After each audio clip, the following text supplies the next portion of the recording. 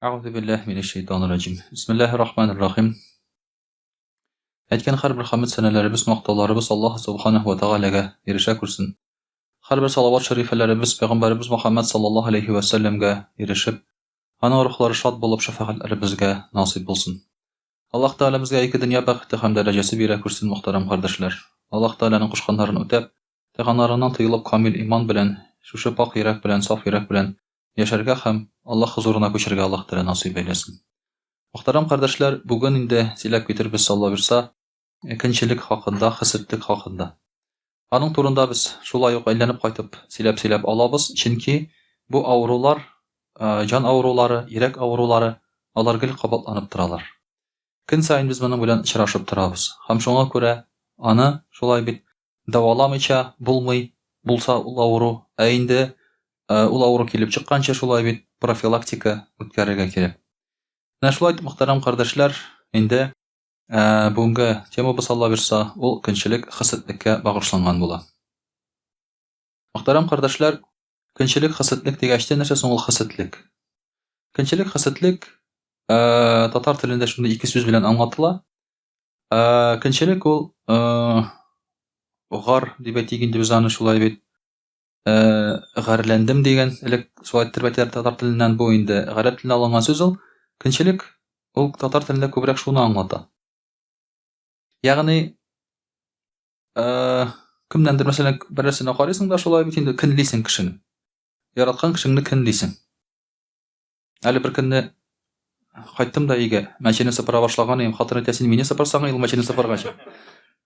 Көнләшә, шулай бит инде көнләшә, шуңа күрә. Тәм синең җыннарың юк бит синең сыпыра. Җында булсаң сыпырыр идең шулай бит инде. Мөхтәрәм кардәшләр, менә шулай бу көнләү була, шулай бит. Без көнләшү дибез күбрәк инде. Хәсәтлек ул татар телендә хәсәтлек дип атала, гарәп телендә дә әл-хәсәд. Бу инде кешенең әйберенә кызыгу. Намуслы хәсәтлек була. Кешенең әйберенә карап кызыгасың, шулай бит үзеңдә булдырырга телисең, я булмаса бу әйбернең анда булмавын телисең. Анда бетүен телисең. Менә бу инде хәсәтлек була, мөхтәрәм кардәшләр. Шуңа күрә дә без сөйләшеп китербез шушы хәсәтлек турында. Ярату көнчелеге турында түгел, инде хәсәтлек турында сөйләшеп китербез Алла бирсен. Пәйгамбәребез саллаллаһу алейһи ва сәлләм әйтә: "Ла тaqатагу." Туганнар белән арагызны эзмәгез ди. Шулай ук Пәйгамбәребез саллаллаһу алейһи ва сәлләм әйтә: "Ва ла тадабару, ва ла табагаду." Бер-берегезгә шулай бит дошман булмагыз, бер-берегезгә нәфрәтләнмәгез, ва ла тахасаду. Тахасаду, бер-берегездән көнләшмәгез ди. Ва ла тахасаду. Ва куну ихванан кама амаракумуллаһ. Аллаһ Тәгалә сезгә әмер иткән кебек бер туганнар булыгыз ди. Бер туганнар, ягъни кардәшләр булыгыз ди Пәйгамбәребез саллаллаһу алейхи ва сәлләм. Мөхтәрәм кардәшләр, хәсәтлек ул теге ярату көнчелеге булмаса да, ләкин шулай да көнчелекнең сәбәбе булырга мөмкин ярату булмау арада. Бер-береңне ярату булмау. Чөнки әгәр дә син берәр кешене яратсаң, син бит аңа начарлык теләмисең. Әгәр дә аның хәле әйбәт икән, син аның өчен куанасыңмы? Шатланасыңмы? Менә шуңа күрә бер караганда яратуга катнашып булмаган кебек хәсәтлек көнчелекнең инде, ләкин ярату булмау сәбәпле килеп чыга хәсәтлек. Үзара кардәшләр булмау сәбәпле, бер-береңне туган кебек күрмәү сәбәпле, якын күрмәү сәбәпле килеп чыга менә шушы әле санап киткән әйберләр. Аллаһ Тәгалә әмер итә, бер туганнар кебек булыгыз. Аллаһ Тәгаләнең әмере бу. Бер туганнар кебек булыгыз. Димәк, бер туган итеп кабул итәргә теләмәү кемнедер яратмау сине мәҗбүр итә менә шушы начар хисләргә керергә, көнләшергә, хәсәтлек кичерергә. Инде мөхтәрәм кардәшләр, хәсәтлекнең әлбәттә начар ягы бар. Бар яхшы ягы да, яхшы ягы нинди? Кешедә берәр әйберне күреп, үзеңдә шул әйберне булдырырга теләү. Бу нормаль күренеш. Кайбер галимнәр хәтта әйтәләр, бу көнчелек тә түгел, хәсәтлек тә түгел диләр. Чөнки үзеңдә берәр нәрсә булдырыр өчен аны бит кемдәдер күрергә кирәк. Әгәр син кешенең әйберенә карап бер дә кызыкмасаң, син үзеңгә бер әйбер дә булдырмас идең, шулай бит. Һаман да шул копейка белән йөрер идең. Булай кешедә күрәсең, иномарка алган. Кара әле, бар икән иномаркалар. Миңа да алырга кирәк. Бик файдалы әйбер икән бу, шулай бит. Кирәкле нәрсә икән бу дип, шулай итеп син уйлап куясың. Менә шуның өчен, мөхтәрәм кардәшләр, бу ди хисетлеккә керми ди кайбер галимнәр әйтә. Кайберләр әйтә, бу ак көнчелек, ак хисетлек. Кешегә зыян китерә торган түгел. Бары тик үсәргә шулай бит ярдәм итә. Ләкин карасы аның, кара хисетлек, кара көнчелек, монсы инде кеше әйберне күреп, бу әйберне анда бетүен теләү, юкка чыгуын теләү. Анда булмасын дисең. Кем соң ул дисең? Нишләп аңа бирелгән ул дисең? Менә шушы хисләр, шушы теләкләр монсы инде аның хисетлек, кара көнчелек була, һәм менә монысы аның хәрам, гынахлы булып санала. Алай гына түгел, аның монысы зыян китерә, мөхтәрәм кардәшләр. Чөнки Коръәни Кәримдә шулай бит әйтелә: "Ва мин шарри хасидин иза хасад." Аллаһ Тәгаләгә сыенабыз хисетле кешенең көнчелегеннән, хисетлелегеннән. Димәк, аның көнчелеге, хисетлелеге зыян китерә, көнчелек. Шуның өчен дә дугалар кылып йөрергә кирәк. Бу сихер түгел, бу шулай бит кул белән сиңа зыян китерү түгел, әмма башка кеше синең әйбереңне күреп, синдә булмавын теләсә, ул әйбер, мөхтәрәм кардәшләр, булмаска мөмкин. Юкка чыгарга мөмкин, ватылырга мөмкин, шулай бит.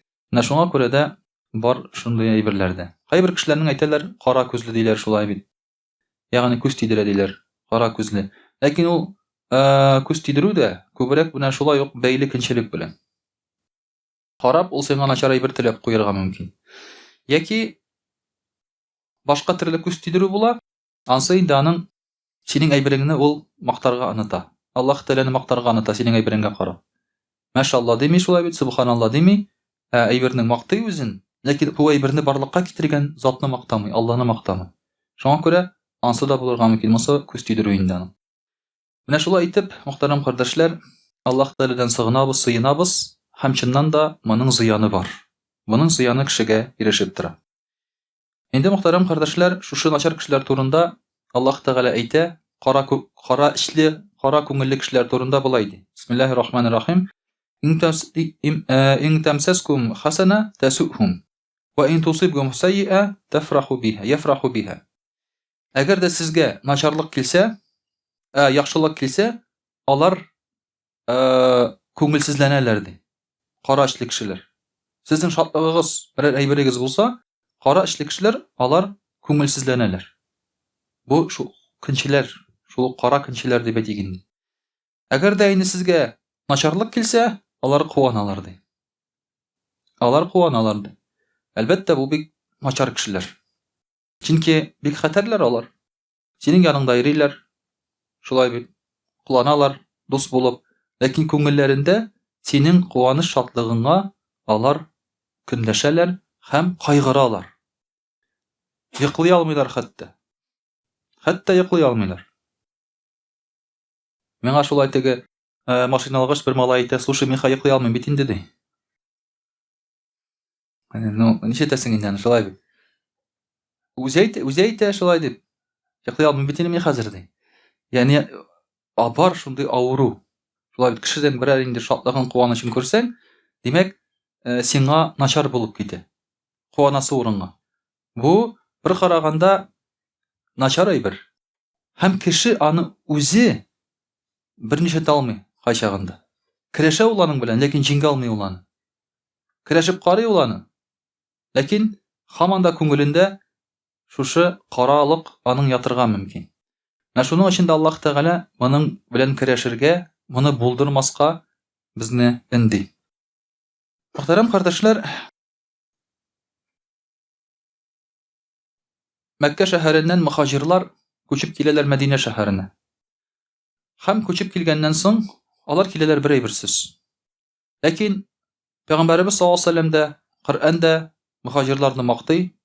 Алар шулай бит инде малларын, андагы тормышларын калдырып киләләр. Пәйгамбәрбез саллаллаһу алейһи ва сәлләм Мәдинәдә булган ансарлар белән туганлаштыра мөхаҗирларны. Урысча әйткәндә братания була. Ул теге сүз белән генә түгел ул. Ул чынлыкта да шулай килеп чыга. Мәсәлән, Пәйгамбәрбез саллаллаһу алейһи ва сәлләм әйтә: "Хәзер бу синең ди, бер туганың ди." Нәрсә дигән сүз? Ул үлсә, аның малы сиңа күчә. Бер туган кебек. Шул дәрәҗәдә. Аның балалары калса, мәсәлән, син тәрбиягә аласың. Шул дәрәҗәдә. Аннан соң Пәйгамбәрбез саллаллаһу алейһи ва сәллям моны бетерә. Мондый әйбер ислам динендә юк. Ясалма, туганлашу дигән нәрсә юк. Туганлык була бары тик кан белән генә. Ләкин беренче чорда, әле бу тыелганчы, шундый әйбер гадәт була. Һәм ансарлар, алар үзләренең малларын дип әйтгәндә бүлеп бирәләр мөхаҗирларга. Кемдер мәсәлән анда яртын бүлеп бирә, кемдер бакчасын бүлеп бирә. Хәтта берәү әйтә, мен сиңа ди хатынны бирәм ди. Минем 2 хатыным бар ди, мен берсен айырам да сиңа бирәм ди. Хәтта шул дәрәҗәгә кадәр, мөхтәрәм кардәшләр. Һәм менә әлбәттә инде берәр кешегә бушка мал килсә, мөхаҗирларга бит инде бушка килгән кебек ул мал. Кемдер көнләшергә мөмкин. Аллаһы Тәгалә булай дип әйтә: Бисмиллаһир-рахманир-рахим. Валлазина табавва'у ад-дара вал-иман мин qablihim yuhibbuna man hajara ilayhim la yajiduna fi sudurihim hajatan mimma utu wa yu'thiruna ala anfusihim walau kana bihim khasasa. Менә шушы иман китерүчеләр ди. Иман китерүчеләр, йортларга ия булучылар, алар мөхаҗирларны яраталар ди. Ягъни хиҗрәт кылып килгән кешеләрне яраталар ди. Хәтта күңелләрендә шул кешеләргә карата, мөхаҗирларга карата бер нинди начарлык, бер нинди авырлык хис итмиләр ди. Һәм үзләренең малларын бүлеп бирәләр шул кешеләргә ди. Үзләре мохтаҗ булсалар да, ди Аллаһ Тәгалә әйтә. Үзләре мохтаҗ булсалар да. Менә шулай итеп ансарларда ниндидер бер көнләшү хисе булмый. Мөхаҗирларга карата. Чиста туганлык, кардәшлек хисе. Бу бик кадерле һәм бик саф хисләр бу. Моны бүгенге көндә очратырга бик авыр. Синең шатлыгыңа, үзенең шатлыгына куанган кебек куанган кешеләр бүген бармы икән? Синең тормышың яхшылайганга куанган кешеләр бармы икән ихлас күңелдән? Дусларың арасында, туганнарың арасында бармы икән? Бик сирәк, бәлки юк дәрәҗәсендәдер, мөхтәрәм кардәшләр, кызганча каршы. Ә булырга тиеш, әгәр дә чыннан да мөселманлык булса. Мөхтәрәм кардәшләр, әлбәттә бер-берең белән ярышу дигән нәрсә бар кешедә. Ярышу дигән нәрсә бар, уздыру дигән нәрсә бар. Кемнедер уздырырга теләү дигән әйбер бар. Ләкин ярышу һәм уздырырга теләү булырга тиеш яхшы эшләрдә. Дөньяви әйберләрдә түгел, яхшы эшләрдә булырга тиеш. Бүгенге көндә кеше ярыша дөньяви әйбердә. Һәм ул шуннан да шулай. Менә берсендә язып чыктылар чиновникларның сәгатьләре турында, шулай бит. Бу чиновникның сәгате фәлән миллион тора ди. Икенчесенеке тора фәлән миллион дип. Өченчесенеке тора фәлән миллион дип. Сез сорагыз әле үзегезгә. Нишләп бөтен чиновникларда яраталар кыйбатлы сәгать? Ул бит инде бөтен кеше сәгать яратмый. Менә монда мәсәлән күрәм, күбесендә сәгать юк. Ни өчен? Чөнки сәгать тагарга яратмыйлар гомумән кешеләр бар шундый. Сәгать бар телефонда, шулай бит инде. Сәгать тагарга. Ләкин нишләп бөтен чиновникларда кыйбатлы сәгать? Хәтта алар сәгать яратмаслар да тагып йөрергә. Сәбәбе дөнья малында ярышу. Берсе ала икән 5 миллионга, икенчесе әйтә, миңа да шундый кирәк ди. 5 миллион ярымга ди. 5 миллионга гына түгел, 5 миллион ярымга булсын инде хәзер. Ә үзенә аның сәгать кирәкми, аңа кирәк тегене узып китәргә. Менә шуңа күрә алар бөтенесе бер төрле әйбер белән йөриләр. Бер төрле шул сәгатьләр тагалар. Аларга сәгать кирәк тә түгел, мөхтәрәм кардәшләр. Нәрсә кирәк ул? Бигрәк тә анда кыйбатлы сәгатьләр шулай бит кеше алдында аны тагып йөрергә. Аның мәгънәсе нәрсәдә? Ярышу. Бар ярышу дөнья малында. Сәбәбе шунда аның. Машиналар бер-берсен шулай бит инде куа. Нишләп бөтенесе BMW-да йөри бүген? Нишләп ул сатылу буенча, мәсәлән, брендлы кыйбатлы машиналар арасында беренче урында тора? Чөнки берсе алган, һә тегеләр шуны узалар. Шуның белән ярышалар. Менә шуның эчендә, мөхтәрәм кардәшләр, бүгенге көндә ярышу бар дөнья малында. Ләкин Аллаһ Тәгалә әйтә: Бисмиллаһир-рахманир-рахим. Сабиқу иля магфиратин мир раббикум. Ашыгыгыз, бер-берегезне уза ашыгыгыз дигән сүз Аллаһ Тәгаләнең гафуына ди, магфиратына ди. Ягъни Аллаһ Тәгаләнең гафуын алыр өчен ашыгыгыз, изге гамәл кылыгыз, яхшылыклар эшләгез ди Аллаһ Тәгалә әйтә. Дөнья малында түгел, яхшылыкта ярышырга кирәк. Мәсәлән, Абу Бакр белән Умар радиллаһу анһу гел ярышканнар. Ләкин нәрсәдә? Алар ярышканнар изгелектә. Һәм Умар радиллаһу анһу гел әйтә торган булган: "Мин моны уза алмыйм" дип. Нишләп әйткән алай дип? Чөнки аның узасы килгән. Узасы килмәсә ул алай дип әйтмәс иде. Мин моны уза алмыйм ди. Хәтта Абу Бакр радиллаһу анһу үлгәч, аның өенә киләләр күмергә, бер чүлмәк була өендә. Бу чүлмәктә записка, кагаз шунда язылган. Нәрсә дигән анда? Бу акчалар минем зарплата дигән. Язылган. Алып барган зарплата. Мин буларны үз гомеремдә кулланып өлгермәдем дигән Абу Бакр. Шуңа күрә алар миңа кирәк түгел, аларны кире казнага кайтарыгыз ди. Уйлап карагыз әле, ул бит инде аңа бирелгән зарплата. Бүгенге көндә, мәсәлән, син Газпромда эшлисең ди, мәсәлән, сиңа бирделәр зарплата, мәсәлән, 10 миллион. Ну синең 500 мең генә китте айына. Син 9 миллион ярымын кайтарып бирәсеңме? Җәмәгать, ни, бу тотып бетереп булмады, гафу итегез инде дигән. Мәгәр сезгә кайтарып бирәм. Кемнең шулай кайтарып биргәне бар? Беркемнең кайтарып биргәне юк. Булсын, дәүләттә утырсын ул кеше шулай бит, кая гына утырса да, кайтарып биргәне юк. Шуңа күрә мәчеттә күп зарплата түләмиләр, мәчетләрдә кайтарып бирелеп калмасын дип. Шулай бит дигән. Аты кайтарып бирергә туры килә бит. Монда тақвалар бит мәчеттә эшли. Шуңа күрә мәчеттә күп түләмиләр, кайтарып бирәсе булмасын дип. Мәшәкатьләмәскә кешене. Инде мөхтәрәм кардәшләр, Абу Бакр радиллаһу анһу алган зарплатасын шулай иттереп кире кайтара казнага, һәм Умар радиллаһу анһу утырып җылап җибәрә: "Мин бу кешене беркайчан да уза алмыйм" ди. Чөнки ул нормаль кешенең башына килми дә ул. Андый әйбер. Ну биргәннәр синеке бит инде ул. Аны ничек казнага кайтарасың инде? Хатыныңа калдырасың, балаңа калдырасың шулай бит. Ничек аны кайтарасың? Сейфта ятсын шунда, ашарга сорамый. Нормаль кешенең башына килми дә ул, мөхтәрәм кардәшләр. Менә шушындый изгелекләрдә ярышыгыз ди, мөхтәрәм кардәшләр, инде Аллаһ Тәгалә. Шулай Аллаһ Тәгалә әйтә: Бисмиллаһир-рахманир-рахим. Ва ла татаманну ма фаддала Аллаһу бихи бa'дакум аля бa'д. Аллаһ Тәгалә сезнең һәр берегезгә билгеле бер әйберләр биреп, берегезне икенчесе өстеннән күтәрде ди. Һәм шушы бирелгән әйберләрдән көнләшмәгез ди. Бу әйберләрне теләмәгез ди Аллаһ Тәгалә әйтә. Ягъни көнләшмәгез. Һәр бер кешегә дә бирелгән ниндидер әйбер. Башкасыннан өстенрәк. Башкада кешедән өстенрәк булган әйбер бирелгән. Мәсәлән, киләсең бу кешегә, моның квартирасы минекенә караганда матуррак икән дисең. Монысының машинасы әйбәтрәк икән минекенә караганда. Монысының балалары күбрәк икән, монысының хатыны әйбәтрәк икән. Монысының эше әйбәт икән. Монысы үзе матур икән. Миңа караганда шулай бит. Ну, гадәттә алай дип әйтмисең инде. Синнән дә матур кеше юк инде гадәттә. Ләкин монысы әйтәсең, миңа караганда матуррак икән дисең, монысы көчлерәк икән дисең. Һәр бер кешедә үзенең бер аерым билгеле бер ягы бар һәр бер кешенең. Мин элек карап йөридем мөселманнарга, карап әйтәм, буларның ничек сакаллары матур үсә, минеке ямьсез үсә икән дип. Шулай бит, шуңа кызыгып йөридем инде. Кызыгасың килсә, бөтен әйбергә кызыгып була, мөхтәрәм кардәшләр. Кешенең бер әйбере булмаса да, сакалы матур үсә икән дип кызыгасың. Һәр бер кешенең дә үзенең өстен ягы бар.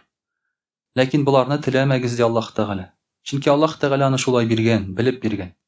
Һәм синекедә бар ул, ниндидер өстен ягың. Синең дә аерылып торган бер өстен ягың бар, үзең син аны күреп белеп Аллаһ Тәгаләгә шөкр кылырга тиеш. Монысы беренчедән, икенчедән, димәк, теге әйбер сиңа кирәк түгел. Аллаһ Тәгалә һәр бер кешегә кирәген биргән. Бу кешегә, димәк, квартирасы матур булган икән, димәк, аңа шул кирәк. Ә сиңа кирәк башкасы. Димәк, син үзеңнекенә шөкр кыл, үзеңнекенә риза бул. Менә шулай, мөхтәрәм кардәшләр, көнләшүнең күргәнебезчә инде мәгънәсе юк, нигезе юк дип әйтик, һәм көнләшү ул Аллаһ Тәгаләнең әмеренә, боерыгына каршы килә торган бер хис. Сакланырга кирәк, мөхтәрәм кардәшләр, бу хистән.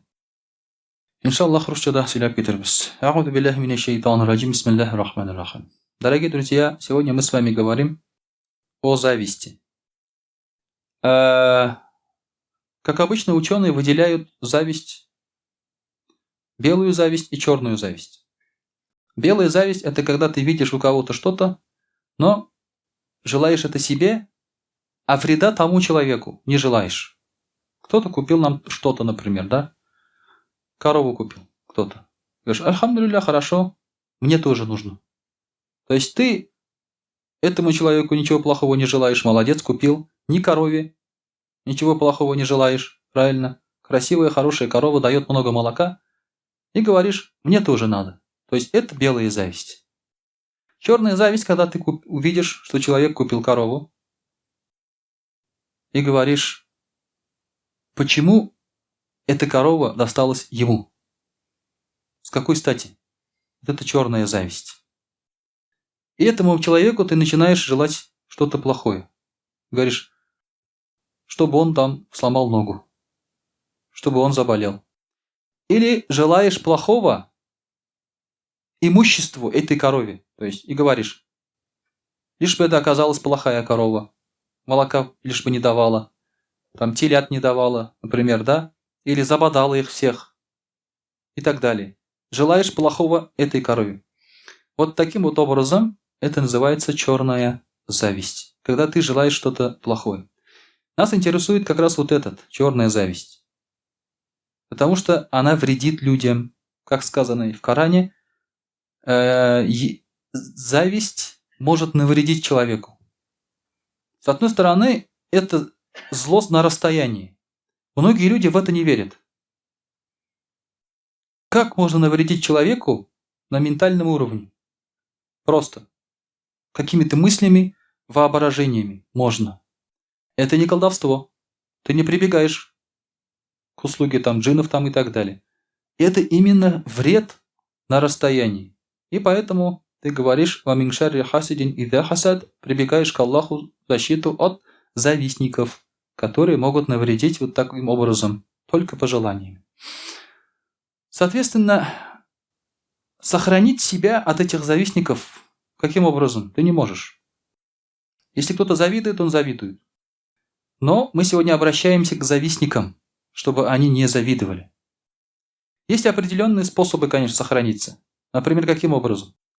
Когда Юсуф, алейхиссалям, рассказал свой сон отцу и сказал, да, что 11 звезд и одна луна будет делать ему сажде, отец Якуб, алейхиссалям, сказал своему сыну, не рассказывай этот сон своим братьям, иначе они могут тебе навредить что-то из-за зависти. Потому что сон растолковывается каким образом? Его 11 братьев и Якуб, алейхиссалям, саждя ему делают, оказывают почесть. И Якуб, алейхиссалям, действительно любил своего сына Юсуфа, алейхиссалям, больше остальных своих детей. Не просто так, а из-за его хороших качеств. Но остальные братья видели вот эту любовь, завидовали и решили уничтожить своего брата. Представляете? Не какого-то там соседского мальчика. Ладно, если твой отец любит соседского мальчика больше, чем тебя. Я тоже в свое время думал, что отец любит меня меньше, чем там других детей. Двоюродных там или еще кого-то. Я тоже иногда, были моменты такие. То есть ревновал так своего рода. Это одно дело. А когда ты желаешь им чего-то плохого и делаешь это плохое, это уже совсем другое. И что же делать в этом случае? Значит, мы видим здесь не показывать свое превосходство. Не показывать. Это страховка. То есть, если у тебя хороший там дом, большой, красивый, с хорошим ремонтом, не води к себе особо людей. Особенно, если ты чувствуешь, что если такие люди завистливые. Если человек один раз к тебе пришел там, и ты увидел его лицо, что у него лицо поменялось, чувствуются же такие вещи. значит, больше не приводи его. Это его будет расстраивать только. Поэтому храни, не говори. Купил ты вторую, третью квартиру, позволяет тебе возможности. Особо не говори об этом среди людей. У кого-то ни одной нет. И он может позавидовать твоим этим квартирам. И они потом, Аллах сохласом, могут сгореть. Вот поэтому такая подстраховка есть. Но мы сейчас обращаемся к тем людям, которые завидуют. Причины зависти. От чего может быть зависть? Ученые тут выделили такие пункты. Первое – это злоба и вражда. Например, ты изначально к какому-то человеку чувствуешь неприязнь. Неприятные чувства. Изначально ты его не любишь уже. И когда этот человек в чем-то преуспел, что-то приобрел, ты начинаешь ему завидовать. То есть первая причина – изначально чувство вражды. Значит, чтобы не было зависти, надо победить это чувство. Надо полюбить людей. Надо любить людей, не враждовать с ними. Соответственно, ты не будешь им желать ничего плохого. И завидовать не будешь. Кого ты любишь, ты обычно ему желаешь всего блага, всего хорошего. Когда ты любишь кого-то, ты даже предпочитаешь ему себе. То есть ты, предпочитаешь его себе. Ты наоборот хочешь, чтобы у него все было лучшее, а себя ставишь на второй план. Поэтому как можно эту причину победить? Значит, полюбить просто элементарно людей, как нам велит Аллах Тааля.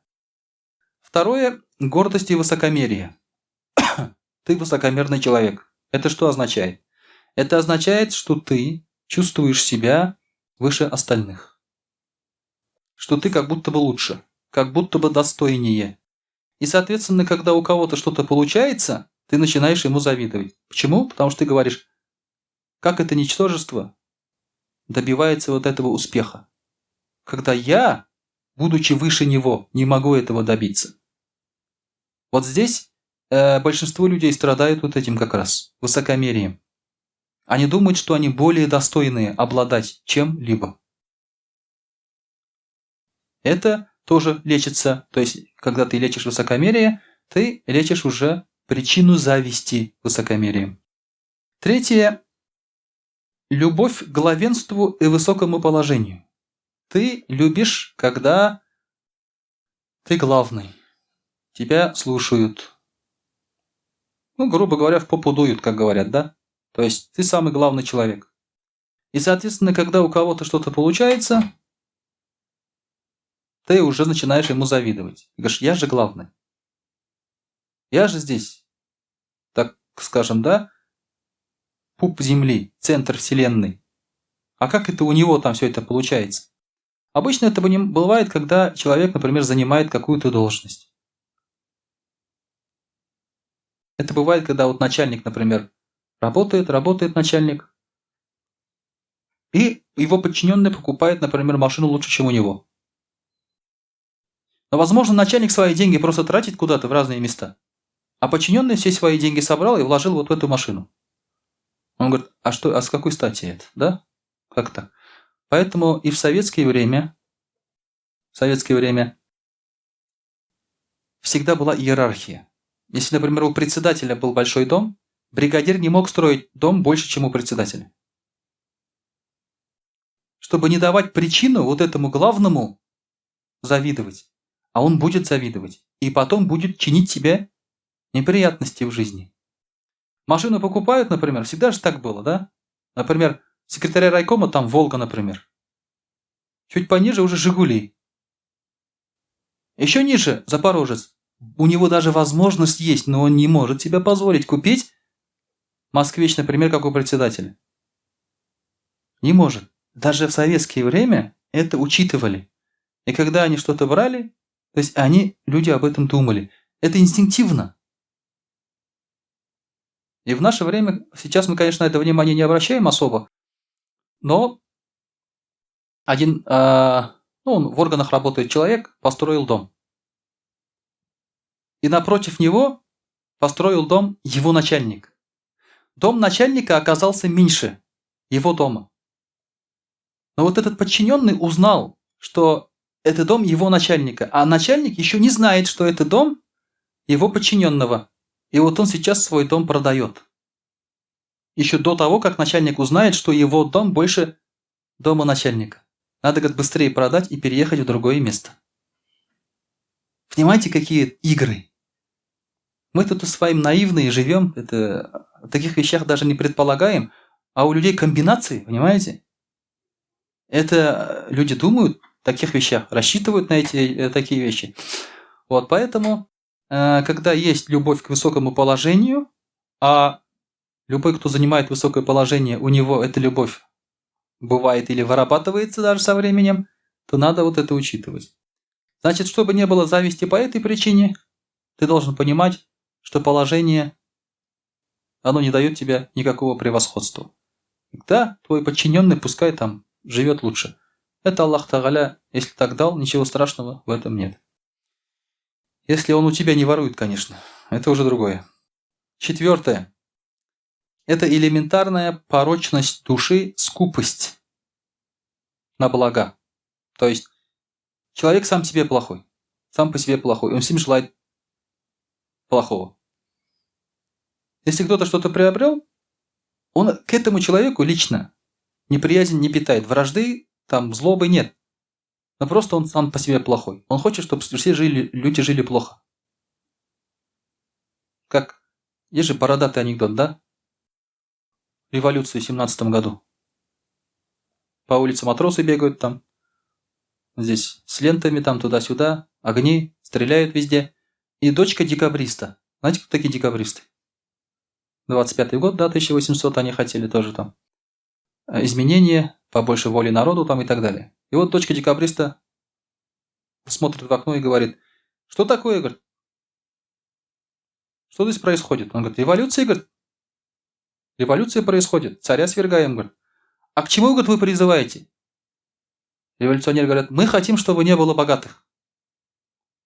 И дочка это говорит, надо же, говорит, мой отец хотел, чтобы не было бедных. Чувствуете разницу? Чувствуете разницу, да? Поэтому это действительно так. Есть люди, которые желают, чтобы все были бедные. Чтобы все жили люди плохо. Он порочный просто такой. Сам по себе. Когда кто-то какое-то благо получает, ему нехорошо от этого. Когда человек вкусно ест, хорошо живет, например, да? Девушка на иномарке проезжает. Что говорит? Да? На что она купила эти иномарку? Подскажите-ка мне, пожалуйста. Да? Да. Я уж в микрофон говорить не буду. Алхамдулилля, есть вот такие подсказчики. Да. Мы так обычно говорим. То есть, само по себе порочность наших мыслей. Есть такие люди. Значит, чтобы бороться с завистью, надо бороться вот с этими причинами. Сама по себе зависть происходит из-за чего-то. И поэтому ученые выделяют вот эти причины. Когда ты в себе их побеждаешь, душу, сердце очищаешь, соответственно, зависть тоже исчезает. Ну и, конечно, нужно понимать, зависть ни к чему хорошему не приводит. Пророк саллаллаху алейхи ва саллям говорил, что зависть сжигает наши полезные хорошие дела, как огонь сжигает дрова. То есть ты своей завистью ухудшаешь свое положение в судный день перед Аллахом. Значит, когда ты завидуешь, ты лучше не становишься, ты становишься только хуже перед Аллахом. Также ты проявляешь недовольство решением Аллаха, что Он решил кого-то сделать таким, кого-то таким. Тебя таким, его таким. Это же Аллах Тааля так сделал, так устроил. Поэтому ты его решением недоволен. Это черта кого? Это черта Иблиса. Он был недоволен решением Аллаха, чтобы творения поклонились Адаму алейхиссалям. Поэтому зависть – черта Иблиса, и первое проявление зависти было у Иблиса. Как раз он это сделал. Ты должен понимать, что ты становишься похожим на Иблиса, на шайтана.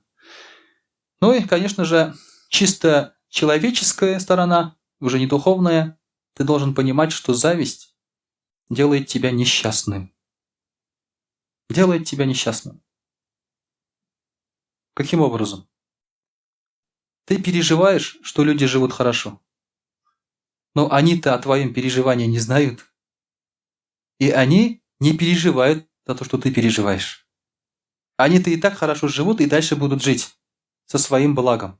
А ты ночами не спишь, думаешь, что у того-то вот это, у того-то вот это, у того-то вот это. Поэтому я тоже рад, что у меня жена не волосатая. Да. Альхамдулилля. Я по-татарски рассказал, да. Вернулся домой вчера. Кошку начал гладить. Жена говорит, ты, говорит, меня погладил, говорит, чем кошку гладишь. Я говорю, ну ты же, говорю, не волосатая, да. Погладил бы. Поэтому я рад, что она не волосатая. Я никому не завидую. Альхамдулилля. Аллах Тааля дал баракат в этом плане. Если ты будешь завидовать и желать того, что есть у других, то есть ты только обрекаешь себя на несчастье. Постоянно мысли будут об этом. А то, что у тебя сейчас есть, ты этим насладиться не сможешь. Ты не сможешь этим насладиться. Впервые я, честно говоря, увидел такое в какой-то арабской стране. Я помню, ехали в такси. Я рассказывал вам эту историю. Он ехал на каком-то раздолбанном такси. Очень старая машина, каких-то 80-х годов. Там все было разбито. Окна не спускаются, кондиционера нету. Представляете, жара, кондиционера нет. Все старое, все грязное там. Ну, едет машина, конечно, нас подвозит. И мы говорим, а что ты не купишь другую машину? Ну, видно же, что он не может купить. Мог бы, купил бы, правильно? Он же не дурак на этом, на старом ездить. Мы же спрашиваем, почему ты не купишь себе новую машину? И он говорит, это, говорит, самая лучшая машина на земле. Он говорит. Мне это так запало в душу. То есть он едет и наслаждается своей хорошей машиной. Конечно, потом добавил, потому что здесь самый лучший водитель на земле. Да. Но, тем не менее, то есть он едет и балдеет. Он не переживает. Потом мы приехали в Москву. Из аэропорта нас вез таксист русский. На какой-то иномарке. Новая иномарка, хорошая иномарка. Правда, красная, по-моему, была. Новая, хорошая иномарка. То есть такси там туда-сюда. Kia, по-моему, какой-то. Не Рио, какой-то такой минивенчик. И он говорит, это как машина, я говорю, спрашиваю, так, для интереса. Это дурацкая машина, говорю, бабская машина, говорит. Я говорю, вот я тогда увидел, сравнил этих людей. У кого душа богаче. Кто живет жизнью полной, да, и радуется, а кто вот так относится. Это, говорит, бабская машина. Я говорю, она же не сломанная, нормальная машина. Ну, это бабская, говорит. Мне, говорит, мужская нужна, это бабская машина. Я говорю, ну, купи, говорю, трактор тогда, чего ты мучаешься? Я ему говорю, да ты 75 купи, говорю, он дешевле стоит. Штук 5 можешь купить даже. Радуйся, у тебя мужская машина будет. Прям так я ему и сказал. Потом что-то он перестал жаловаться. Вот, то есть такие люди, понимаете, это сравнение. Поэтому нет у тебя чего-то. Радуйся тем, что у тебя есть. У кого-то и этого нет. У кого-то и этого нет. وأقول قولي هذا وأستغفر الله الغفار لي ولكم ولسائر جماعة المسلمين الحاضرين أجمعين إنه هو الغفور الرحيم الجواد الكريم وسميع الدعاء